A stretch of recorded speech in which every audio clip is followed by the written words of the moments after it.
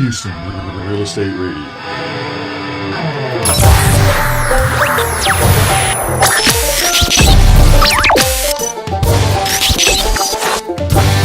Welcome to Houston Real Estate Radio. I'm your host, Shannon Register, and we are broadcasting on AM 700 KSEV, the voice of Texas. And we're your voice for Texas real estate news and information you can use.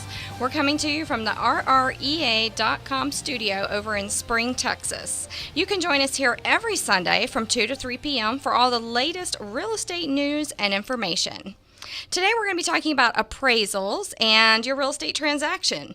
If you're driving and can't take notes, not to worry. You can find all of our links to topics and guests that we have on the show at rrea.com/radio. If you can watch the videos of our segments and you have questions about them, you can always call into our question line and we'll answer those on the air for you. That number is 281-882-8088. We have a great show lined up for you today. Very excited to have Mike Brubaker here in the studio with us. He is a local appraiser in the Houston area, and he has been for over 30 years. And he owns Brubaker and Associates. You may have heard of him. If you need an appraisal done, you can find out more about Mike and his company at BrubakerandAssociates.com. So welcome to the show, Mike. Thanks for having me. So lots of appraisal questions out there. I know some consumers get confused about the difference between an actual inspection and an appraisal, and they're very different. They are different. Most appraisers are not licensed real estate inspectors. Inspectors in the state of Texas have to be licensed. Appraisers are looking more at the value of the property. We don't necessarily go in and turn on ovens and stoves and air conditioners and things of that nature. But you do go in. We do go in. Now, there are some appraisal products that can be done on a drive-by basis. Some mortgage lenders will do, and it's technically called an exterior-only appraisal. And I get questions about that because somebody will call and say, well, somebody gave me an appraisal report, but he never came in the house. That's a legitimate appraisal product. Okay. And so when would you need an appraisal? I mean, does every transaction require an appraisal? Not every transaction. Certainly, if you're paying cash for the property, you don't need an appraisal. But I will tell you, an awful lot of cash buyers these days are calling our office to get that confirmation that they get from an appraisal that they're paying a decent price for the property. So it's really just to check out the value. It's to check out the value. Most lenders, if you're borrowing money, most lenders are going to require an appraisal. A few years ago, some things changed with appraisals, and I know a lot of it was because of the lending issues that were going on, and some new regulations came down. Can you tell us a little bit about those and how things have changed over the last few years? Well, it's gotten semi-complicated. Years ago, lenders used to have a pool of appraisers that they picked on their own. Folks would call me because they liked our customer service or quality or something of that nature. Because of, really, it's the Dodd-Frank Act, if you want to get technical about it. Most lenders are now required to have a pool of appraisers that is more random selected. The lender can't choose an appraiser for a specific job anymore. But they can choose their pool of appraisers, is that right? Yes, and there's the difference. Some lenders have a very, very large pool of appraisers that they choose from. Some lenders, let me back up. There's no requirement on the size of the pool, as long as there's enough people in the pool to guarantee random selection. You couldn't have just two people or one person in the pool. So an awful lot of lenders these days are limiting the size of their pool. They've discovered that having a large pool with a variety of quality and capability of appraisers really didn't work to their advantage. So is there a minimum for that pool of appraisers that the lender needs to have? There's no legal definition. I think just about anybody tell you a minimum of 3. Okay. And really, if you have different appraisers in that pool, and one specializes in condos and one specializes in a certain part of town, and then you're getting a random appraisal, you may have someone coming from Galveston to appraise a house in the Woodlands. Is that correct? That's correct. That's sort of the downside of this random pool selection. And is there any way that a certain type of appraiser can be requested? Like, if you have a large pool of appraisers, can you just choose from the pool of appraisers who are in the Spring area, or just the part of the pool of the appraisers that are in the Woodlands? Can a lender do that? That can be done. That can be done, certainly. Now, I do want to clarify. Can we clarify that this sort of selection process with appraisers is specific to mortgage lending? It has nothing to do with if somebody needs an appraisal on a property for a divorce, for an estate, because they want to know what the value of their house is because they want to sell it to their brother. They can call you directly They can pick up the phone and call us direct. Yeah, Yes. these are lenders that are having to go by these rules and regulations that have come down. That's correct. These are all lender regulations. How did these new changes affect the industry for appraisers?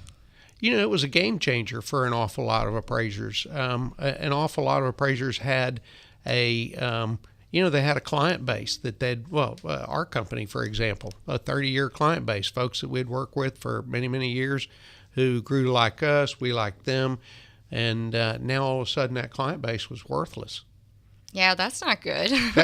That wasn't good. That wasn't good. It really was a game changer for an awful lot of appraisers. Did the fee structure change at all? Because sometimes I hear that appraisers are getting paid less by the lenders, and so you have the pool is cut down. You don't necessarily have the best appraisers out there in that pool that the lenders use. There is a group of folks came in that were basically what they did is they went to the lenders and said, we will create a pool for you.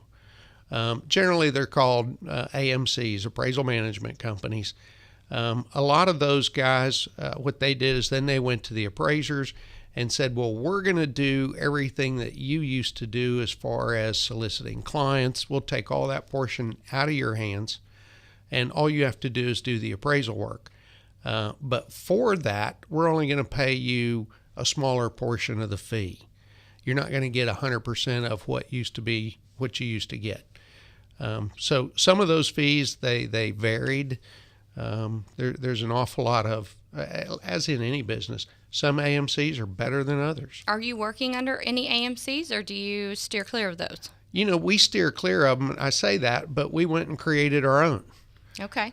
So that was something that we decided, we could do better than most others.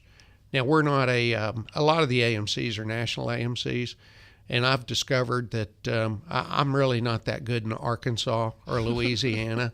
So we stick with our core base, which is the Houston, Austin, Dallas triangle, the Texas triangle. So you go out pretty far as a company. We do. Okay. We do.